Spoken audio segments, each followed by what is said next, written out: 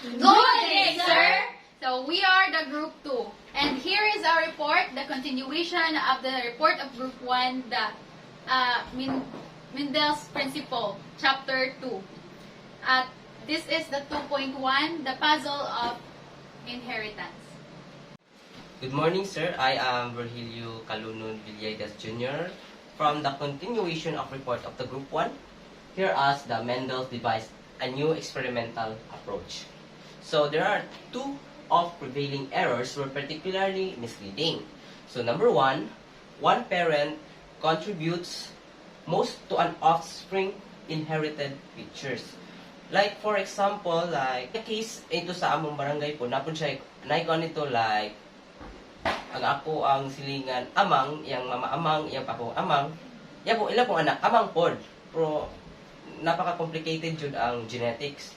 So si Nicholas Hartsocken,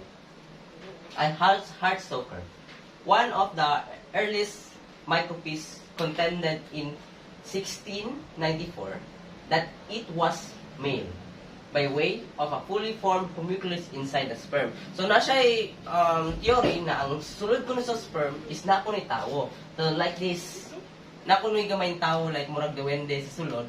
Pero at this case, theory lang yun na siya. Wala yun na siya na prove ni Nicholas kay tungod sa kuan. Like in this, according to the Wikipedia, it is often said that in 1694, while observing human sperm through a microscope, Hartsocker believed that he saw tiny men inside the sperm, which called homunculi or animalcules. How part dito sa spermist theory, and now on, walay naka-prove na na siya tao. It's only Nicholas theory lang. It is, we have an example this to the next reporter na. So, 3 questions about NAP has raised almost 15 years earlier. So, after this reporting to all, it will come up to your mind this question.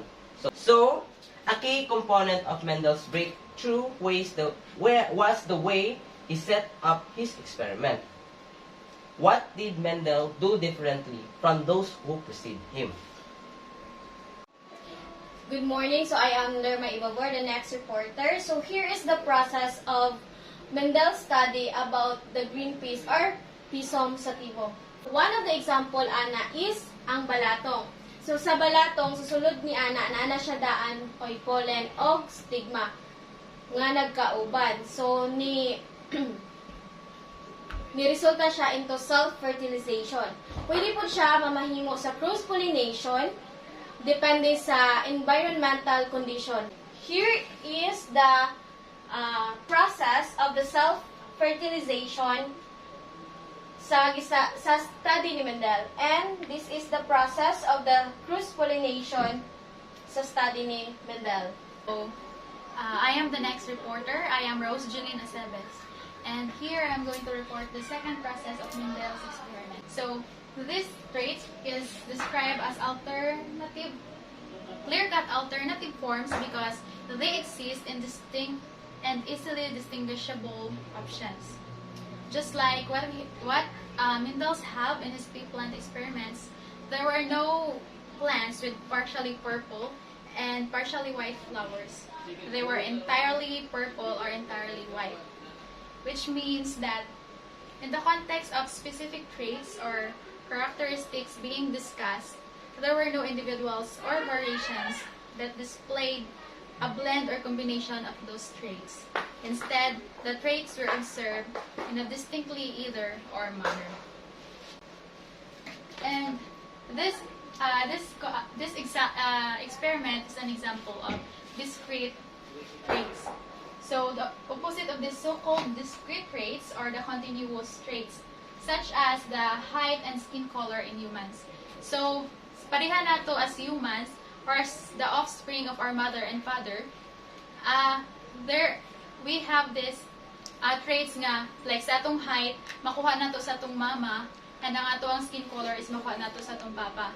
And that is what we call the continuous traits. Good morning, sir. I am Lorraine Dion Codoran, the next reporter. Third, Mendel collected and perpetuated lines of peas that bred true. O, kitong peas nga yang gi-studyhan is sige ra niyang gi-crossbreed like kanang, for example, pareha sa at mga tao. Kanang lines, ay kanang inbreed nga gitawag nila is kanang isig ka dugo ga kuanay radeng ang resulta is ang inbreed like na siya yung mga disorder pero lahi siya sa plants kung imong i-apply kay kuan, although plants man sila so wala ra kay makita dili ra nimo mainhan nga naa sila yung mga genetic disorder kay dili man sila tao pero if sa tao na i-apply ka ng pure breeding or true breeding is naa yung mga genetic disability nga makita.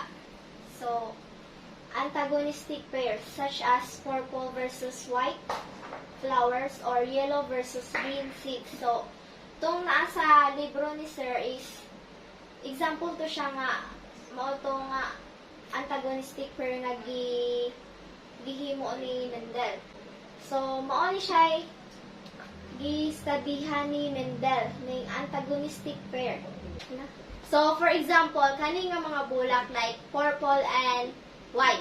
If i-crossbreed ni siya, ang gawas ani is purple. Kay, dominant man kayo ang purple na color. Dayon, hybrids. Offspring of genetically dissimilar parents or antagonistic pairs for each pair of antagonistic traits. So, sama ani, kani nga result is hybrid na ni siya. Then, dominant trait. Ang dominant trait is kanang maudyoy namana nimo pag-ayo ba. For example, kanang sa tao, kanang primero nga anak is ato yung makita nga mas liwat jud siya sa papa kay mas dominant kayo ang trait sa namana sa iyang papa. Kay based on my research, the probability that an offspring will have the dominant trait is 75%.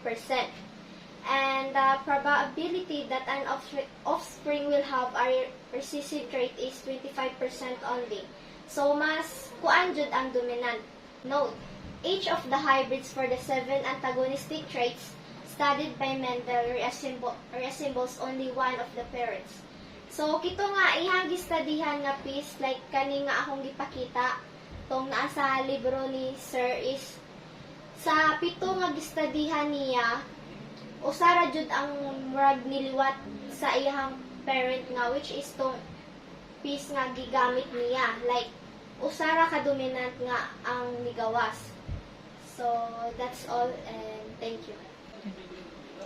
Good day, sir. I am Grazel L. Arabis, the reporter of the 4th process of the Mendel study.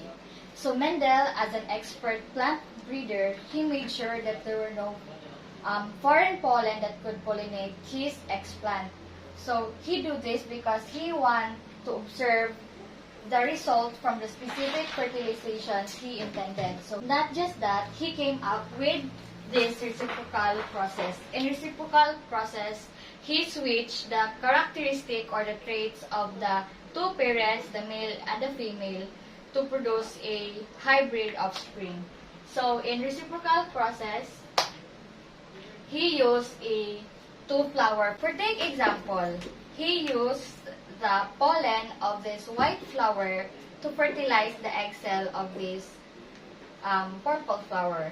And we see reciprocal, the reverse of it. So he used the pollen of this purple flower to fertilize this white flower or the egg cell of this white flower.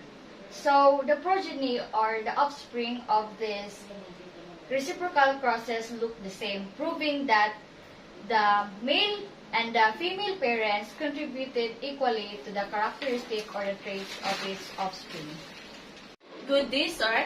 My name is Jolinda Alberto. I'm reporter of 5th process. The 5th process of Mendel is nagtrabaho siya sa mas daghan nga tanong. Iyang giihap ang mga offspring kay iyang gi-analyze into numerical. Number ang mga resulta after pag-analyze sa findings. Iyang gikumpara ang resulta sa iyang experiment kaysa iyang tagna-tagna. Iyang nakatunan ka na-apply sa iyang experiment. Good day, sir. I am Angeline Amy Harris. My report is all about final process. So, after faith process, Mindel is on his last step. So, niingon siya nga, he made sure nga ang mga short plans matulungan or dapat na-adjud siya sa init dili mahamugan sa mga tall plants para makatubo siya tarong di siya makubol.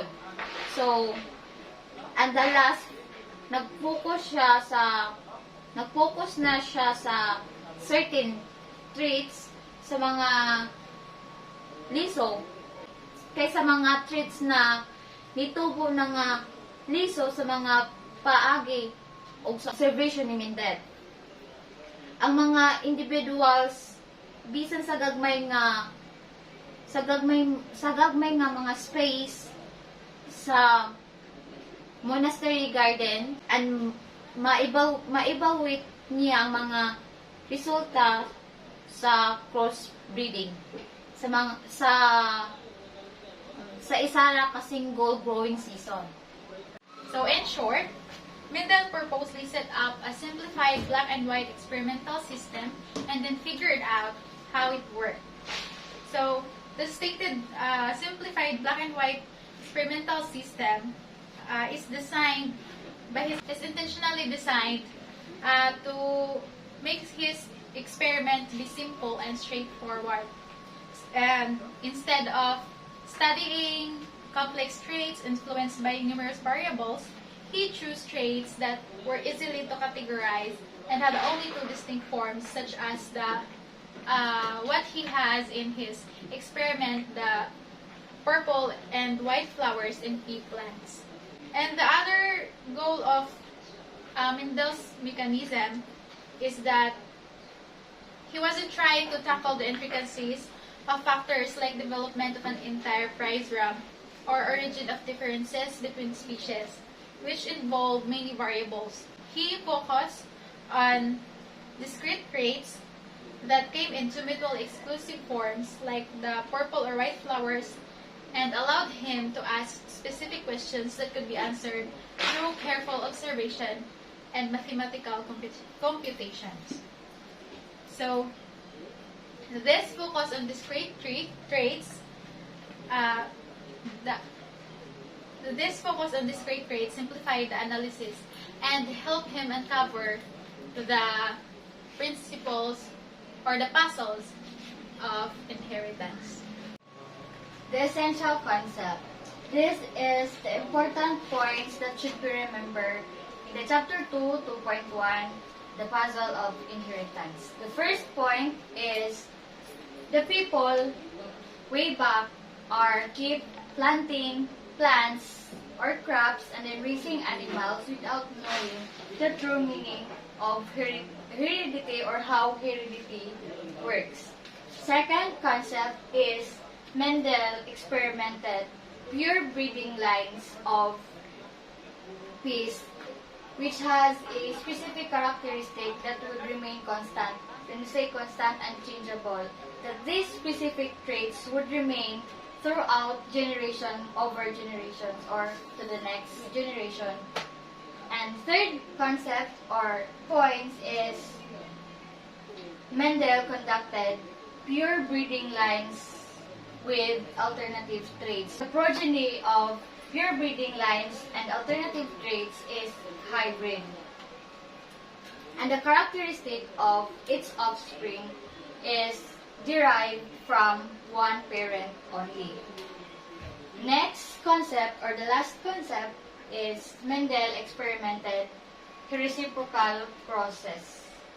And here in reciprocal process, The characteristic of the progeny is also a hybrid, but the characteristic of it is the same, and it did not matter who is the parent, either male or it comes from the female. So that is the report of Group 2 in 2.1 Puzzle of Inheritance. Thank you, sir, and good day.